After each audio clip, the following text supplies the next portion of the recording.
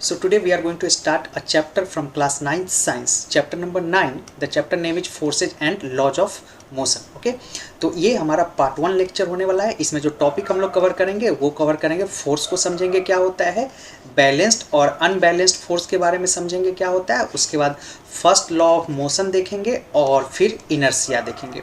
तो इतना टॉपिक हमारा कवर होगा। This is part 1। आगे के पार्ट्स में आपको बाकी के वीडियोज मिलेंगे। तो स्टार्ट करते हैं। चैप्टर का स्टार्ट होता है फोर्स से। तो सबसे पहले बात आती है फोर्स क्या होता है। तो फोर्स के अगर सिंपल डेफिनेशन की बात करें तो pull and push is defined as force. किसी चीज़ को हम पुल करें या पुश करें that is defined as force.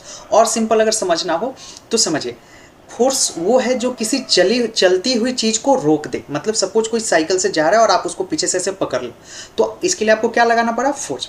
तो अगर सिंपल भाषा में बात किया जाए तो चलती हुई चीज़ को रोक दे या रुकी हुई चीज़ को चला दे, है ना। कोई चीज़ रुका हुआ है, अगर उसको आप पीछे से जाके धक्के दोगे तो वो चलना स्टार्ट करेगा।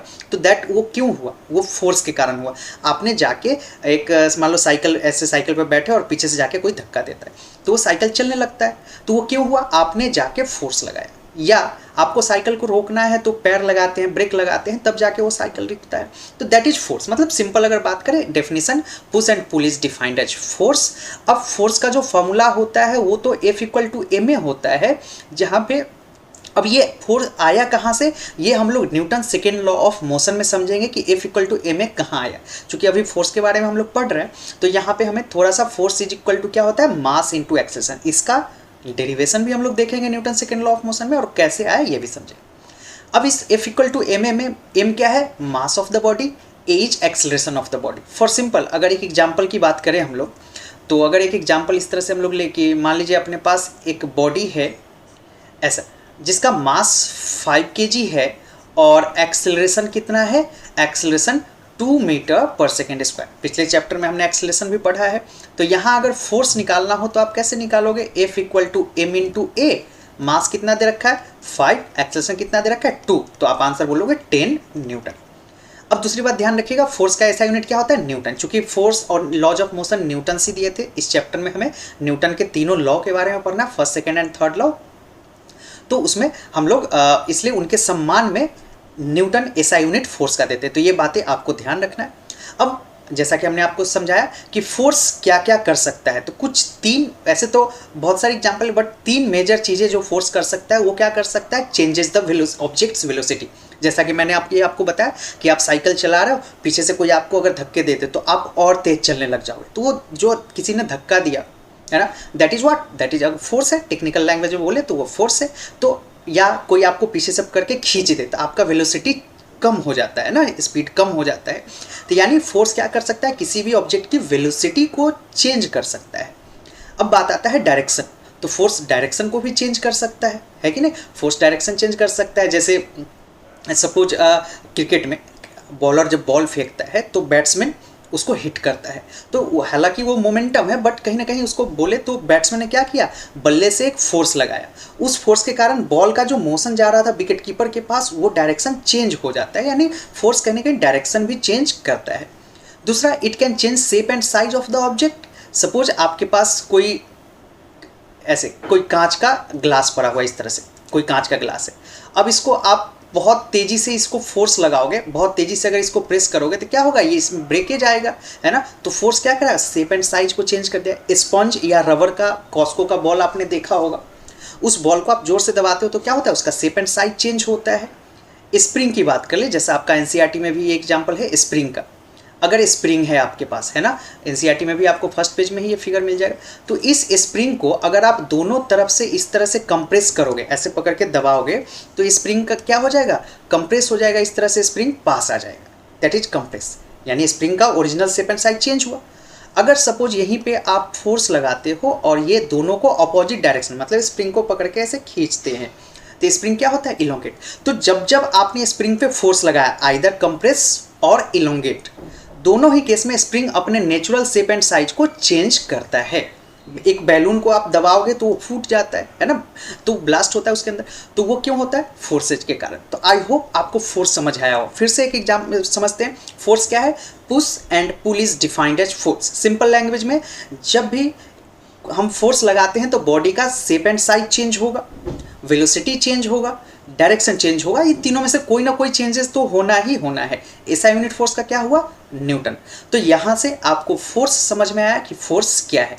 चलते हैं नेक्स्ट स्लाइड में। आपको जहाँ भी जरूरत लगे आप इसका स्क्रीनशॉट लेते रहिएगा, है ना। आपको अकॉर्डिंग टू योर नीड आप वीडियो को पॉज करके स्क्रीनशॉट लीजिएगा, है ना। अब मूव करते हैं नेक्स्ट स्लाइड की ओर। तो नेक्स्ट स्लाइड में हम लोग समझेंगे बैलेंस और अनबैलेंस फोर्स। आई थिंक इधर का पोर्शन आपको देखने में दिक्कत हो रहा, बट मैं उसको रीड कर दूंगा, हो सकता है कैमरे में मैं आ रहा होऊंगा। तो देखिए अब हम लोग समझते हैं बैलेंस और अनबैलेंस्ड फोर्स क्या है। तो पहले डेफिनेशन देखते हैं, फिर मैं आपको इसको एक्सप्लेन करता हूँ। बैलेंस्ड फोर्स का डेफिनेशन क्या है? When force acts on a body but it does not cause any change in its motion. मतलब किसी बॉडी पे हम फोर्स लगाते हैं बट उसके मोशन में किसी तरह का चेंजेज नहीं आता है, इसे बैलेंस्ड फोर्स बोलेंगे। अभी मैं और एक्सप्लेन करता हूँ, एक बार अनबैलेंस्ड फोर्स भी देख लेते हैं। अनबैलेंस्ड फोर्स क्या है? When force acts on a body and it causes change in its motion. मतलब अनबैलेंस्ड फोर्स में बॉडी में मोशन आता है। समझिए यहाँ पे ध्यान से इसको समझिए। जैसे सपोज टेबल पे, आपके टेबल पे कोई बॉक्स रखा हुआ, घर में एक टेबल है उस पर एम मास का कोई बॉक्स रखा हुआ, ठीक है। अब ये बॉक्स अगर मूव नहीं कर रहा है, मतलब चुपचाप अपनी जगह पे पड़ा हुआ है, इट मीन्स इस पे जो फोर्सेज एक्ट कर रहे हैं, वो कैसे फोर्सेज है? बैलेंस्ड फोर्स है। क्यों बैलेंस्ड फोर्स बोले? जैसे देखिए अभी सिंपल समझिए, जैसे अर्थ हर चीज को अपनी ओर mg फोर्स से खींचता है। अभी बस इसको समझिए, इस चैप्टर के बीच में समझेंगे। बेसिकली mg क्या होता है? हमारा अर्थ हर चीज को अपनी तरफ mg फोर्स से खींचता है ना। m मास हो गया और g एक्सेलरेशन हो गया अर्थ का, तो F is equal to ma। Okay, but don't worry, ये हम लोग चैप्टर के बीच में और डिटेल में देखेंगे। और उसी समय टेबल भी एक रिएक्शन फोर्स लगाता है, जिसे हम लोग क्या बोलते हैं? Normal force. नॉर्मल फोर्स कौन लगाता है? सरफेस लगाता है। अगर एक टेबल पे ऐसे बुक पड़ा हुआ है या कोई बॉक्स पड़ा हुआ है तो नीचे mg लग रहा है, ऊपर नॉर्मल फोर्स। हर सरफेस एक नॉर्मल फोर्स लगाता है। नॉर्मल फोर्स क्या होता है पहले थोड़ा सा समझ लेते हैं, हालांकि आई डोंट थिंक ये मेंशन नहीं है एनसीईआरटी में, बट नॉर्मल फोर्स देखिए कौन लगाता है? सरफेस। किधर लगाता है? तो हमेशा परपेंडिकुलर टू सरफेस। सपोज मेरे हाथ पे कोई ऑब्जेक्ट रखते हैं, ये है ना, तो ये नीचे mg फोर्स लगाया, बदले में मेरे सरफेस ने, हैंड के सरफेस ने एक नॉर्मल ऊपर की ओर लगाया। But don't worry about it, इसके लेके ज़्यादा आपको सोचने की जरूरत नहीं है, आपके एनसीईआरटी में मेंशन भी नहीं। अब सीधा सी बात समझना है कि टेबल पे अगर ये ब्लॉक स्टिल पड़ा हुआ है, इट मीन्स इस पे सारे फोर्स क्या है? बैलेंस्ड है ना। जैसे अब एक और एग्जाम्पल लेते हैं। अब मान के चलिए कि ऐसे फिर से एक बॉक्स पड़ा हुआ है एम मास का, ठीक है ना, और आप क्या करते हो? आप इसको इधर F equal to 10 newton force से खींचते हो, और आपका कोई फ्रेंड इसको F इक्वल टू 10 न्यूटन के फोर्स से इधर खींचता है। मतलब जितने से आप एक बॉक्स को इधर खींच रहे हो उतने फोर्स से कोई इधर भी खींच रहा है। ये बॉक्स चलेगा क्या? बिल्कुल नहीं चलेगा, अपनी जगह पे स्टिल पड़ा रहेगा। तो ऐसे फोर्सेज को क्या बोलते हैं? Balanced force. बैलेंस्ड फोर्स का मतलब क्या हो गया? ऐसा फोर्स, जो फोर्स तो लगे, किसी बॉडी पे फोर्स लगे, बट वो फोर्स ऐसा बैलेंस हो जाए कि बॉडी के मोशन में कोई चेंजेज ना कर सके, बॉडी को मोशन में ना ला सके, है ना। तो ये हुआ बैलेंस्ड फोर्स, ठीक है ना। तो इसके लिए कंडीशन क्या होगा बैलेंस्ड फोर्स का? कि जो फोर्सेज लग रहा है वो इक्वल एंड अपोजिट होना चाहिए। अगर आप इधर 10 न्यूटन से खींच रहे हो तो आपका फ्रेंड भी इसको 10 न्यूटन से खींचेगा। अगर ये 20 न्यूटन से खींचने लगा तो ये अनबैलेंस्ड फोर्स हो जाएगा, है ना। और ऐसी स्थिति में सपोज अगर आप प्रैक्टिकल ही बात कर लो तो ये एक ब्लॉक है, अगर आप 10 न्यूटन से खींच रहे हो और कोई बंदा आता है जो 20 न्यूटन से, मतलब आपसे ज़्यादा फोर्स से इसको इधर की ओर खींचने लग जाए, तो इस स्थिति में क्या होगा? ये ब्लॉक इधर की तरफ चलने लग जाएगा। तो जो ब्लॉक पहले चुपचाप पड़ा हुआ था वो चलने लगा, यानी इस फोर्स को क्या बोलेंगे? Unbalanced force. समझिएगा कॉन्सेप्ट को। बैलेंस्ड क्या हुआ कि फोर्स तो एक्ट करेगा, बट वो इस तरह से एक्ट करेगा कि वो बॉडी के मोशन में कोई चेंजेस नहीं लाएगा। इसके लिए कंडीशन क्या है? Equal and opposite. Equal and opposite, दोनों फोर्सेज के मैग्नीट्यूड को इक्वल होना होगा, इधर 10 तो इधर 10, एंड अपोजिट डायरेक्शन में एक्ट करना होगा। क्या बोला मैंने? फोर्सेज, बैलेंस फोर्स के लिए क्या होना चाहिए? Forces equal and opposite. Unbalanced force में क्या होना चाहिए? अपोजिट हो, ये कोई ज़रूरी नहीं है ना। मतलब इधर देखिए इसने 20 न्यूटन लगाया तो आपने 10 न्यूटन लगाया, तो देखिए अपोजिट है बट इक्वल नहीं है। तो ऐसे में बॉडी जो पहले रेस्ट में पड़ा हुआ था, वो बॉडी अब चलने लग गया, ठीक है ना। तो बैलेंस और अनबैलेंस फोर्स आई होप आपको समझ आ रहा है, जहां आपको नीड लगे आप नोट भी कर सकते हो। तो यहाँ फिर से डेफिनेशन देखिए, हम लोग डेफिनेशन की ओर आते हैं। हमने क्या बताया था आपको, when forces acts on a body but it does not cause any change in its motion. यही हमने बताया कि बॉडी पे फोर्स तो लगेगा बट उसके मोशन में किसी तरह का चेंजेस नहीं आएगा। तो इसके लिए कंडीशन क्या होना चाहिए, मोस्ट एक्यूरेट कंडीशन क्या होगा, इक्वल फोर्सेज होना चाहिए और अपोजिट डायरेक्शन में होना चाहिए। न्यूटन थर्ड लॉ में ये भी हम लोग देखेंगे। देखिए अगर अपोजिट डायरेक्शन में नहीं होगा तो सपोज आपने 10 न्यूटन से इधर खींचा, आपका दोस्त भी 10 न्यूटन से इसको इधर खींचेगा, तो ये बॉक्स तो और तेजी से चलेगा। तो सिर्फ इक्वल होना ही जरूरी नहीं है, अपोजिट होना भी जरूरी है। अनबैलेंस्ड फोर्स में अब देखिए मैं रीड कर देता हूं, अगर ये पोर्शन आपको अगर नहीं दिख रहा तो मैं रीड करता हूं, आप लिख लीजिएगा। When forces acts on a body and it causes changes in its motion और डायरेक्शन, डायरेक्शन भी चेंज होगा तो क्या होगा, दैट इज अनबैलेंस्ड फोर्स। तो अभी तक हमने क्या सीखा, फोर्स क्या होता है, pull and push is defined as force. Force क्या क्या कर सकता है, मैं साथ साथ रिवीजन भी कराता चलता हूँ। वेलोसिटी चेंज कर सकता है, डायरेक्शन चेंज कर सकता है, शेप एंड साइज चेंज कर सकता है। 3 बातें आपको याद रखना है। बैलेंस फोर्स क्या होगा, जब बॉडी पे फोर्स तो एक्ट करे बट वो उसके मोशन में कोई चेंजेज ना ला सके।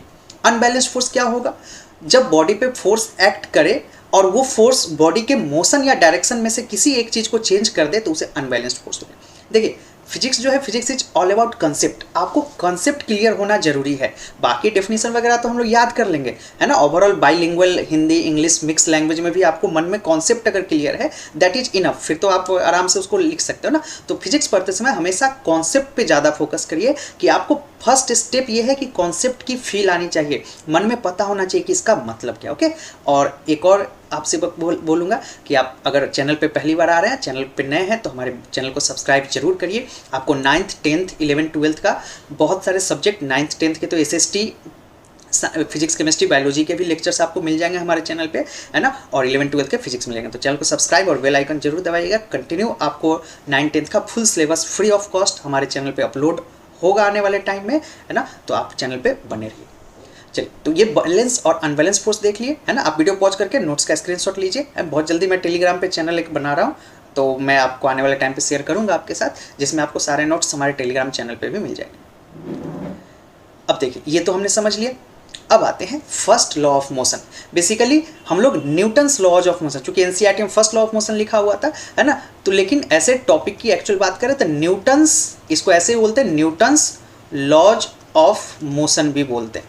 3 लॉ है न्यूटन्स के, 3 लॉ हमने पढ़ना है। तो फर्स्ट लॉ पढ़ने से पहले हम लोग क्या पढ़ते हैं, है ना। Basically newton's laws of motion हम लोग पढ़ रहे हैं, जिसका फर्स्ट लॉ हम लोग पढ़ेंगे। तो फर्स्ट लॉ पढ़ने से पहले, हालांकि नोट्स में यहाँ पे लिखा है, बट हम लोग फर्स्ट लॉ पढ़ने से पहले इनर्शिया देखते कि इनर्शिया क्या है, इसको समझते हैं। क्योंकि फर्स्ट लॉ को समझने के लिए आपको इनर्शिया का कॉन्सेप्ट पता होना चाहिए। अब इनर्शिया क्या है, इनर्शिया किसी भी बॉडी का आइदर लिविंग और नॉन लिविंग, है ना। मतलब सिंपल सी बात करें, किसी भी बॉडी का वो टेंडेंसी है या प्रॉपर्टी है जिसके कारण वो अपनी पोजीशन को मेंटेन करता है। पोजीशन को मेंटेन करता है मतलब अगर वो रेस्ट में है, बॉडी चाहेगा रेस्ट में पड़ा रहे। मोशन में है तो वो चाहेगा कि हम मोशन में ही रहे, ठीक है ना। किसी पार्टिकुलर डायरेक्शन में जा रहा है तो वो चाहेगा डायरेक्शन में रहे। जैसे फॉर एग्जांपल आपके साइकिल की मैं बात करता हूँ। साइकिल, आपका साइकिल रेस्ट, जब साइकिल को रेस्ट से मोशन में ला रहे होते हो, है ना। आप अगर साइकिल को चलाते हो तो जब साइकिल को रेस्ट से मोशन में साइकिल को चलाना शुरू करते हो तो फर्स्ट पैडल आपको काफ़ी तेज लगाना पड़ता है। पहला पैडल तेज, उसका साइकिल बड़ा ही स्मूथली वो चलता जाता है। इसके पीछे रीजन क्या है कि आप साइकिल का क्या चेंज कर रहे हो, स्टेट। साइकिल रेस्ट में था और आप उसको किस चीज़ में लेके आ रहे हो, मोशन में। मतलब एक बॉडी जो रेस्ट में पड़ा हुआ था उसको आप मोशन में लेके आ रहे हो। साइकिल की अगर हम अपन बात करें साइकिल की, तो साइकिल को रेस्ट में पड़ा हुआ था मोशन में, तो फर्स्ट पैडल आपको थोड़ा तेज लगाना पड़ा। क्यों? क्योंकि वो साइकिल क्या चाह रहा था, साइकिल की बात करें मतलब बॉडी क्या चाह रहा था कि वो रेस्ट में है तो वो चाहेगा रेस्ट में। तो अगर आपको किसी बॉडी का स्टेट चेंज करना है तो आपको फोर्स लगाना पड़ेगा। तो ये न्यूटन फर्स्ट लॉ बन जाता है, बट उस पर आते हैं हम लोग। तो इनर्शिया क्या है, हर बॉडी अपने पोजीशन को मेंटेन करना चाहता है। फिर उसी तरह जब साइकिल चलने लग जाता है और अब आप चाह रहे हो कि साइकिल रुके, तो उसके लिए आसानी से नहीं रुकेगा, ब्रेक लगाना पड़ेगा, पाँव से सहारा देना पड़ेगा, तब जाके वो रुकेगा। यानी अब साइकिल चलने लग गया, साइकिल आपका मोशन में है ना, और उसको आप किस चीज़ में लाना चाहो, रेस्ट में, तो आपको फिर से एक एक्स्ट्रा फोर्स की जरूरत पड़ेगी। तो एक्स्ट्रा फोर्स की जरूरत क्यों पड़ रही है, इनर्शिया के कारण। रेस्ट में था, चाह रहा था रेस्ट में लाना, आपने ज़बरदस्ती फोर्स लाया कि उसको मोशन में लाया, मोशन में चाह रहा था कि मोशन में ही रहे, आपने फोर्स लाया। तो इनर्शिया क्या है, किसी भी बॉडी की प्रॉपर्टी जिसके कारण वो अपनी पोजीशन को मेंटेन करना चाहता है। पोजीशन मतलब रेस्ट, मोशन और डायरेक्शन। देखिए डेफिनेशन, तो it is property of body by virtue of which it tends to maintain its position. ये अपनी पोजीशन को मेंटेन करना चाहता है, वो प्रॉपर्टी है। 3 टाइप्स होते हैं इनर्शिया की, इसको एग्जाम्पल के साथ हम लोग समझते हैं। देखिए, पहला टाइप है inertia of rest, second is inertia of motion and third is inertia of direction. एक एक करके तीनों को समझते हैं। अब इनर्शिया ऑफ रेस्ट आपका क्या है, इनर्शिया ऑफ रेस्ट क्या है, it is defined as resistance offered by a body to continue in the state of rest unless an external force acts on it. मतलब इनर्शिया ऑफ रेस्ट का मतलब है कि बॉडी अपने रेस्ट के position को मेंटेन करना चाहता है, इसे बोलते हैं इनर्शिया ऑफ रेस्ट, जो मैंने अभी आपको समझाया। अब इसका एग्जाम्पल एकदम फील के साथ एग्जाम्पल लेना हो तो अपन समझते हैं। यहाँ पे मैं एग्जाम्पल भी रीड करूँगा। सपोज एक बस है, इस तरह से थोड़ा बड़ा बस मैं बनाता हूँ, है ना। अब जरा देखो, बस में आप बैठे हो, है ना, लेट से कि आप यहाँ बैठे हो, ठीक है ना। तो बस में जब आप बैठे होते हो और बस किस चीज़ में है, रेस्ट में, और बस अचानक चलने लग जाए, तो जब भी आप बस में बैठे हो तो बस अचानक चलता है तो आपको पीछे की तरफ एक झटका महसूस होता है। सिंपल बोले तो झटका। तो ये झटका क्यों महसूस हुआ, that is due to inertia of rest. आपका बॉडी क्या चाह रहा था, रेस्ट में रहना चाह रहा था, चूंकि रेस्ट में था। अब बस के कारण उसको मोशन में आना पड़ा तो आपको एक झटका लगा पीछे की तरफ। एक्चुअल में होता क्या है, यहाँ पे बस जब चलने लग गया तो जो lower part of our body है ये बस के कांटेक्ट में है। थोड़ा कोशिश करिए समझने का, बट स्टिल इतना अगर आपको क्लियर है तो ठीक है, कोशिश करिए समझने का। थोड़ा मैं डीपली जा रहा हूँ। तो अगर बस के कांटेक्ट में है तो ये बॉडी का लोअर पार्ट तो बस के साथ चल पड़ा, बट अपर पार्ट बस के कांटेक्ट में नहीं है, वो वहीं का वहीं रह जाता है।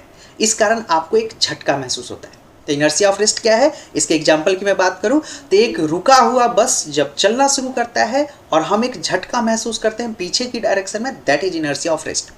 A bus in rest suddenly starts. We feel jerk in backward direction due to inertia of rest. अच्छा, इसी में देखिए, अब देखिए एक और दूसरा कंडीशन में बताता हूँ, आपको और अच्छे से फील आ जाएगा इसमें। इसी बस में आप खड़े हो, है ना। जब आप खड़े हो, है ना, खड़े होके कभी अगर आपने ट्रेवल किया हो तो आप देखना कि आपको जो झटका महसूस होगा वो पूरे बॉडी में महसूस होगा एक्सेप्ट योर फुट। ये पाँव जो है ये छोड़ के पूरे बॉडी में पीछे की ओर झटका महसूस होगा। बट आप उसी बस में बैठे हो तो आपको सिर्फ हाफ बॉडी, सिर्फ वेस्ट के ऊपर वाले पार्ट में जर्क महसूस होगा। रीजन क्या है, जो पार्ट बस के कांटेक्ट में है वो बस के साथ चला, जो कांटेक्ट में नहीं है उधर रहा। जब आप बस में खड़े हो तब सिर्फ आपका फुट बस के कांटेक्ट में है, इसलिए वो तो बस के साथ चला, बट ये जो पार्ट है पूरा बॉडी का ये तो बस के कांटेक्ट में नहीं है, तो ये पीछे रह जाता है। इस कारण हमको एक झटका महसूस होता है। बैठते टाइम आपका पूरा इतना पार्ट बस के कांटेक्ट में है, वो वहीं रहता है, अपर पार्ट पे झटका महसूस। तो ये थोड़ा सा हम लोग ज़्यादा डीप चलेगा, हालांकि 11th के क्लास में मैं ये सब बताता हूँ, बट स्टिल आई होप आपको समझ आ रहा हो, है ना। चलिए अब बात करते हैं इनर्शिया ऑफ मोशन। इसी बस से हम लोग सारे को समझेंगे। It is defined as resistance offered by a body to continue in a state of motion unless an external force acts on it. अब ये क्या है, इसमें क्या जस्ट उसके उल्टा है ना, जो हमारा रेस्ट है उसके उल्टा। ये बॉडी का रेसिस्टेंस कोई बॉडी ऑफर करता है कि वो मोशन में है तो मोशन में ही रहना चाहेगा। अब इसको भी फिर से हम लोग एक बस के एग्जांपल से समझेंगे, है ना। मैं इसी पेज पे आता हूँ, चलिए तो इस पेज पे आता हूँ मैं। देखिए अब बस, वही बस की बात करें तो सपोज ये बस है ना, और अब ये बस जो है ये चल रहा है कुछ v वेलोसिटी से। अब अगर आप उस बस में बैठे हो, है ना, उस बस में बैठे हो, तो अब जब बस अचानक ब्रेक लेगा मतलब क्या है, वो अपनी स्पीड को जीरो कर रहा है। ब्रेक लेगा, उसको रोकना है, तो मोशन से बॉडी किस चीज़ में आ रहा है, बॉडी मोशन से किस चीज़ में आ रहा है, रेस्ट से। यानी जब भी स्टेट चेंज हो रहा है तो क्या काम कर रहा है, इनर्शिया। तो आपका पूरा का पूरा बॉडी बस के साथ साथ आगे की ओर जा रहा था, अचानक बस रुका तो आपको एक झटका आगे की ओर महसूस हुआ। क्यों, क्योंकि बॉडी किस चीज़ में है, मोशन में, आप उसको रेस्ट में ला रहे हो, स्टेट चेंज कर रहे हैं, है ना।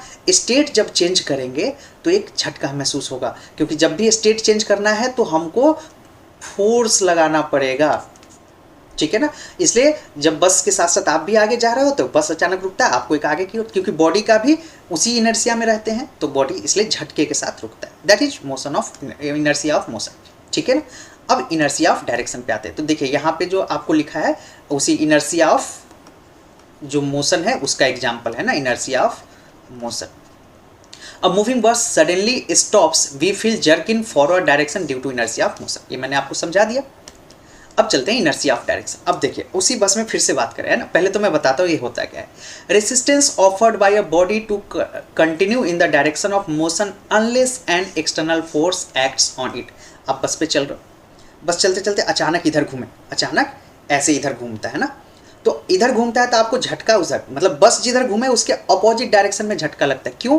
क्योंकि हमारा इनर्सिया होता है आगे चलने का।